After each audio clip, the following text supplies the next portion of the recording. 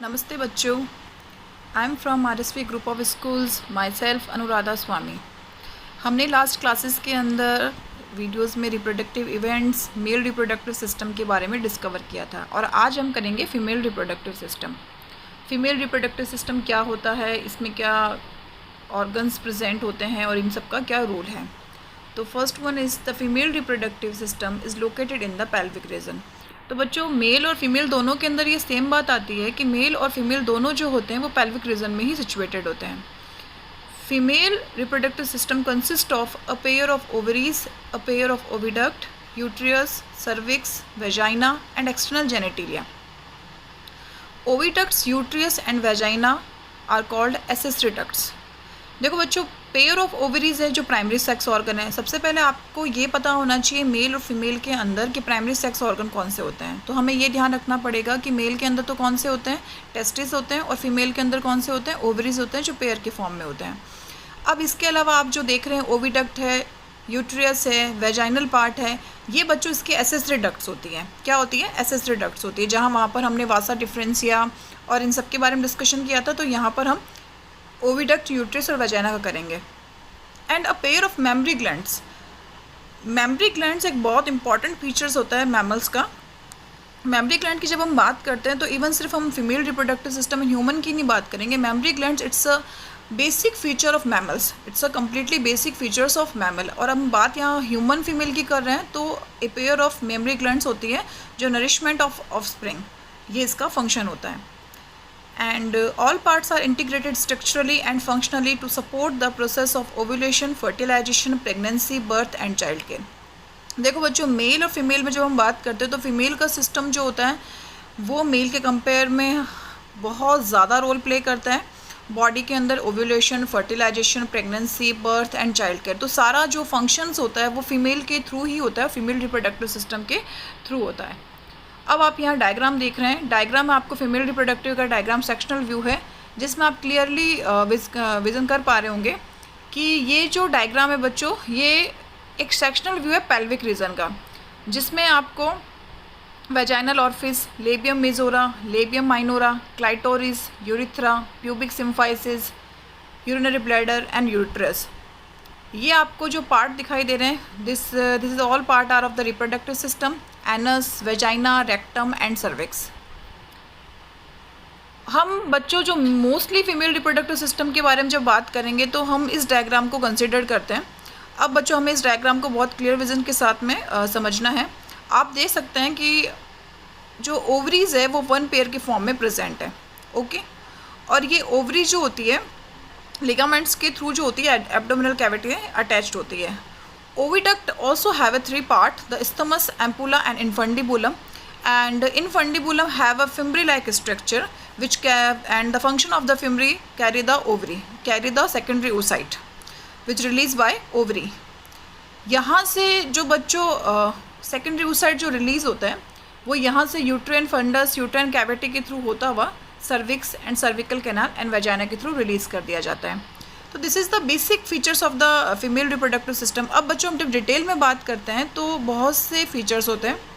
देखो बच्चों, ओवरी का जो मोस्टली फंक्शन होता है वो बहुत ज़्यादा होता है। नॉर्मली फीमेल के अंदर जो मेंस्ट्रुएशन साइकिल होती है वो ओवरीज के थ्रू रन करती है। तो यहाँ पर बहुत से इंटरेस्टिंग फीचर्स भी ओवरी के बारे में। हम ह्यूमन फीमेल ओवरी की जब बात करते हैं तो ड्यूरिंग द एम्ब्रायनिक डेवलपमेंट के टाइम में फीमेल फीटस में कम्प्लीटली oogonia का फॉर्मेशन हो जाता है। आफ्टर द बर्थ किसी भी टाइप के oogonia का फॉर्मेशन नहीं होता। ये बहुत इंटरेस्टिंग फीचर्स है। और अगर हम मेल की बात करते हैं तो मेल में एट द टाइम प्यूबर्टी जब आती है तब सोमैटोगोनिया का फॉर्मेशन होता है। तो बहुत इंटरेस्टिंग और डिफरेंसेस के साथ फीचर्स है कि फीमेल के अंदर no more oogonia formed after the birth के बाद में किसी भी टाइप के oogonia का फॉर्मेशन नहीं होता है, बल्कि उसकी एम्ब्रायनिक डेवलपमेंट टाइम पीरियड में, उसकी फीटल डेवलपमेंट टाइम पीरियड में ही oogonia का माइटोटिक डिवीज़न के थ्रू फॉर्मेशन हो जाता है। And in male 12 to 13 age group जो हम मोस्टली एक मैच्योर लेवल मानते हैं, वहाँ पर जब बच्चों स्पर्मेटोजेनेसिस या oogonia का फॉर्मेशन जो होता है एक प्यूबर्टी एज के साथ में स्टार्ट होता है। अब जब अगर हम यहाँ बात करते हैं कि ओवरी में आपको नॉर्मली एक से ज़्यादा या फॉलिकल्स जो होती है वो आफ्टर द बर्थ नहीं बनती है, पर जब भी 12 to 13 एक एज ग्रुप आता है, मेंस्ट्रुएशन साइकिल जब रन होता है तो उस टाइम पीरियड में जो फॉलिकल्स होती है उनमें फर्दर डिवीज़न स्टार्ट होता है। And the again interesting features of the follicles that is कि जो बच्चों फॉलिकल्स होती है 6 to 8 लाख अप्रॉक्सी फॉलिकल्स जो होती है वो बर्थ से पहले ही बन जाती है, और 1 to 13 एज ग्रुप जब तक मेंस्ट्रुएशन साइकिल स्टार्ट नहीं होती तब तक किसी भी टाइप की फॉलिकल्स का फॉर्मेशन या उगोनिया का फॉर्मेशन नहीं होता है। तो मोस्टली क्या रीज़न हो जाएगा कि अब जो 1 to 13 जो एज ग्रुप है ना बच्चों, उस टाइम पीरियड में जो फॉलिकल्स है वो धीरे धीरे डीजनरेट होने लग जाती है, तो हमारे पास रिमेनिंग 60 to 80,000 या 50 to 60,000 फॉलिकल्स ही रहती है। अब ये फॉलिकल्स जो होती है आगे जाके primary to secondary, secondary to tertiary and mature Graafian follicle में कन्वर्ट होती है with the help of division ovary section के अंदर। और उसके बाद में ये जो ग्राफियन फॉलिकल जो होती है जिसे हम सेकेंडरी oocyte भी कहते हैं, और ये सेकेंडरी oocyte कंडीशन से जो होती है ओवरी से रिलीज़ किया जाता है। तो बच्चों यहाँ एक क्वेश्चन आता है कि मेंस्ट्रुएशन साइकिल में जब ओव्यूलेशन होता है तो कौन सी कंडीशन में रिलीज़ किया जाता है? सेकेंडरी oocyte कंडीशन में। जब यहाँ से रिलीज़ किया जाता है तो फिम्ब्री उसे कैच करती है, कैरी करने का फंक्शन करती है, और यहाँ से एम्प्यूला एंड स्टमक जंक्शन से अगर बच्चों देखो इंटरक्रॉस टाइम पीरियड है और स्पर्म भी एंटर है तो फर्टिलाइजेशन जो पार्ट होता है वो एम्पुलर रीजन में होगा। This is the very important question in this section कि फर्टिलाइजेशन कहाँ पर होता है, तो फर्टिलाइजेशन आपके कहाँ होता है? एम्पुलर रीजन में होता है। और अगर स्पर्म नहीं है तो यहाँ से ओविडक्ट का काम क्या होता है? म्यूकस सिक्रेश करना, तो लुब्रिकेशन प्रोवाइड करती है जिससे सेकेंडरी oocyte बहुत ईजिली मूवमेंट कर सकता है। यहाँ से जो ओविडक्ट होता है, ओविडक्ट के थ्रू यहाँ से सेकेंडरी oocyte रिलीज़ होते हुए यूट्राइन कैविटी की तरफ आता है। अब बच्चों क्या होता है कि हम बात करें नॉर्मल एमसी साइकिल, हम विदाउट प्रेगनेंसी कंडीशन की जब हम बात करते हैं तो उस टाइम पीरियड में 28 डे साइकिल होता है फीमेल के अंदर, जिसमें नॉर्मली क्या होते हैं with the help of some hormones estrogen, progesterone, FSH and LH, इन हार्मोन्स के लेवल्स की वजह से एंडोमेट्रियम की लाइनिंग क्या हो जाती है? थिक हो जाती है। जैसे ही 28 डे सिक्रेटरी फेज आता है तो उस टाइम पीरियड में इन हार्मोन्स का लेवल कम होता है, और सेकेंडरी oocyte जो होता है बच्चों फर्दर आके कन्वर्ट हो जाता है किसके अंदर? कॉर्पस ल्यूटियम के अंदर, और कॉर्पस ल्यूटियम जो होती है फर्दर कॉर्पस एल्बिकेंस में कन्वर्ट हो जाती है जो वाइट स्केयर होता है, और ये पार्ट वेजाइनल ऑफिस के थ्रू एंड जो सेकेंडरी oocyte रिमेनिंग पार्ट होता है वो रिलीज़ कर दिया जाता है ब्लीडिंग प्रोसेस के थ्रू। और जो एंडोमेट्रियम होती है ना उसके लाइनिंग बहुत थिक होती है, तो वो भी क्या होती है? लाइनिंग धीरे धीरे डीजनरेट होती है, रप्चर होती है, और उस लाइनिंग के थ्रू क्या होती है? ब्लीडिंग होती है। तो that is the completely basic process of the female reproductive system. अब हम बात करेंगे फीमेल गोनाड्स एंड ओवरीज की। Ovaries are the primary female sex organ that produce the female gamete ovum. Ovaries are in diploid condition and they produce gamete an haploid condition. It also produce several female steroid hormone like estrogen and progesterone. तो बच्चों oestrogen और progesterone hormone जो होता है वो ovary के through secrete किया जाता है, एंड पिट्यूटरी ग्लैंड जो होती है उसके एंटीरियर लोब्स के थ्रू एफएसएच एंड एलएच का सिक्रेशन होता है जो भी बहुत बड़ा रोल प्ले करते हैं। And the full form of the FSH follicle stimulating hormone and the LH luteinizing hormone. Lower abdomen में सिचुएटेड होती है और 2 to 4 सेंटीमीटर लेंथ होती है, और मैंने पहले ही आपको बताया था लिगामेंट्स के थ्रू पेल्विक रीजन अटैच्ड होता है। Each ovary is covered by the epithelium which includes ovarian stroma. अब इम्पॉर्टेंट है इसमें भी कवरिंग होती है, नॉर्मली विसरल पेरिटोनियम की होती है आउटर कवरिंग, और इनर कवरिंग जो होती है एल्ब्यूजिना की कवरिंग होती है। एंड उसके जो इनर पार्ट होता है उसमें आगे डिवाइडेशन होता है, इसमें स्ट्रोमा पार्ट होता है जो आगे जाके कॉर्टेक्स एंड मेडुला में डिवाइड होता है। तो बच्चों बहुत बड़ा एक इंपॉर्टेंट पॉइंट आता है कि ओवरी का जो डेंस मटेरियल होता है उसे हम क्या कहते हैं? तो answer is the stroma, and they again divided in 2 parts. The first one is cortex and the inner one is medulla. At the peripheral cortex follicles are present, and in medulla blood vessels and ovarian ligaments are present. Cortex part में follicles present होती है जो further develop होगी, and in medulla region some blood vessels and some ovarian ligaments are present. अब आप बच्चों यहाँ structure देख रहे हैं ओवरी की, और नॉर्मली हम इस प्रोसेस को क्लियर करने की कोशिश करते हैं। आप देख रहे हैं कि विसरल पेरिटोनियम की आउटर कवरिंग जो होती है इसमें ओवरियन लिगामेंट के थ्रू ये अटैच्ड है। यहाँ पर आप देख रहे हैं प्रीमोर्डियल फॉलिकल्स हैं, और ये फॉलिकल्स कौन सी है बच्चों? जो बर्थ से पहले ही इनका फॉर्मेशन हो चुका, आफ्टर द बर्थ इनका कोई फॉर्मेशन नहीं होता। जब भी मेंस्ट्रुएशन साइकिल स्टार्ट होती है दैट टाइम इनमें डिवीज़न होना स्टार्ट होता है। तो माइटोटिक डिवीज़न तो पहले ही हो जाता है कम्प्लीटली, बहुत सारी उगोनिया बन जाती है। अब जो ये फॉलिकल्स आप देख रहे हो इसमें प्राइमरी फॉलिकल जो होती है, अब ये प्राइमरी oocyte कंडीशन में चेंज होती है और some granulosa cells are also surrounded on their follicle sales.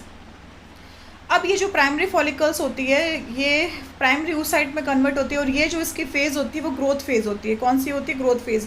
Growth phase is a nutritive aspect. इस फेज़ में कोई डिवीज़न नहीं होता, बल्कि इस फेज़ के अंदर क्या होता है? न्यूट्रिशन होता है, जिसकी वजह से फॉलिकल्स का साइज़ क्या हो जाता है? एनलार्ज हो जाता है।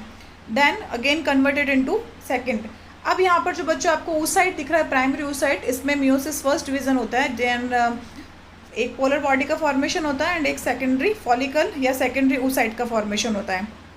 अब यहाँ पर ये जो सेकेंडरी oocyte होता है, फॉलिकल्स होती है, ये आगे जाके ग्राफियन फॉलिकल्स के फॉर्म में होती है। अब आप देख रहे होंगे इसमें कुछ स्ट्रक्चर आपको जो दिखाई दे रही है, इसके अंदर ओवम है और सराउंडेड का जो पार्ट आपको ब्लू कलर का जो दिखाई दे रहा है डायग्राम में, वो एंट्रम होता है। एक कैविटी होती है, फ्लूइड फिल्ड कैविटी होती है, जिसे हम एंट्रम कैविटी कहते हैं, और जिसके थ्रू ये वॉल से अटैच्ड है उसे हम क्यूमुलस ओफोरस कहते हैं। अब आप देख सकते हैं कि ओव्यूलेशन टाइम पीरियड में क्या होता है कि 14 डेज़ पे ओव्यूलेशन होता है ल्यूटिनाइजिंग हार्मोन्स की वजह से। और क्वेश्चन बिल्कुल अच्छा इंपॉर्टेंट आता है कि जब ओव्यूलेशन होता है तो उस टाइम पीरियड में जो ओवम होता है कौन से फॉर्म में होता है? आपके ऑप्शन ओवम भी आता है, प्राइमरी oocyte आता है, सेकेंडरी oocyte आता है, बट आपका आंसर क्या होता है? सेकेंडरी oocyte कंडीशन होती है जब ओव्यूलेशन होता है और यहाँ पर LH हार्मोन एक्ट करते हैं। तो यहाँ पर कोरोना रेडिएटा और ओव्यूलेटेड ओवम है। अब जो रिमेनिंग आपको सेल्स दिखाई दे रही है वो आगे जाके कॉर्पस ल्यूटियम बना देती है बच्चों। क्या बना देती है? कॉर्पस ल्यूटियम बना देती है। यहाँ पर एक इम्पॉर्टेंट फीचर्स है कि अगर यहाँ पर स्पर्म की एंट्री या फर्टिलाइजेशन हो जाता है तो कॉर्पस ल्यूटियम क्या होती है? 9 मंथ तक प्रेगनेंसी में बनी रहती है। ये फिर से नीट में क्वेश्चन आता है बच्चों कि जो कॉर्पस ल्यूटियम होती है वो कितने टाइम पीरियड तक बनी रहती है? 9 मंथ तक बनी रहती है। कब तक रहती है बच्चों? 9 मंथ तक इन प्रेगनेंसी कंडीशन। बिल्कुल क्वेश्चन आता है ये। और जो ओवम होता है, अगर बाय सपोज मान लो स्पर्म नहीं है तो ये ovum, then corpus luteum converted into corpus albicans. और जो ये ल्यूटियम, इसका मीनिंग जो है, इसमें एक येलो कलर का स्केयर लाइक एरिया होता है जिसके पिगमेंट की वजह से होता है, जिसे हम ल्यूटीन पिगमेंट कहते हैं। एंड ये जितने भी कॉर्पस ल्यूटियम होती है फर्दर वो डीजनरेट हो जाती है और डीजनरेट होकर एक वाइट स्केयर कॉर्पस एल्बिकेंस कहलाती है। अब 28 डेज जब सिक्रेटरी फेज आता है तो उस टाइम पीरियड में ओवम एंड कॉर्पस एल्बिकेंस जो वाइट स्केयर एरिया होता है और जो एंडोमेट्रियम की थिक लाइनिंग जो होती है बच्चों, वो सब के सब क्या कर दी जाती है? सिक्रेट कर दी जाती है with the help of menstruation cycle जो रन होता है ब्लीडिंग प्रोसेस में। और ये प्रोसेस नॉर्मली कब तक चलता है? 5 to 6 डेज तक चलता है, जब तक एंडोमेट्रियम की लाइनिंग जो होती है वो वापस नॉर्मल नहीं हो जाती और जितना भी रिमेनिंग मटेरियल होता है जो सिक्रेट नहीं हो जाता। दैन जैसे ये रिकवर हो जाता है उसके बाद से फिर से यही प्रोसेस स्टार्ट होता है। और एक इंटरेस्टिंग फीचर्स और है ओवरी के बारे में कि बच्चों पेयर के फॉर्म में ओवरी है, तो सिंपल सी बात है कि दोनों जो ओवरीज होती है ना, उन दोनों में से ऑल्टरनेट फॉर्म में ये साइकिल रन करती है। अगर 1 मंथ में 1 ओवरी पार्टिसिपेट कर रही है तो नेक्स्ट मंथ में सेकंड ओवरी पार्टिसिपेट करेगी। क्या करेगी? सेकंड ओवरी पार्टिसिपेट करेगी। तो यहाँ पर आपके बहुत से इंपॉर्टेंट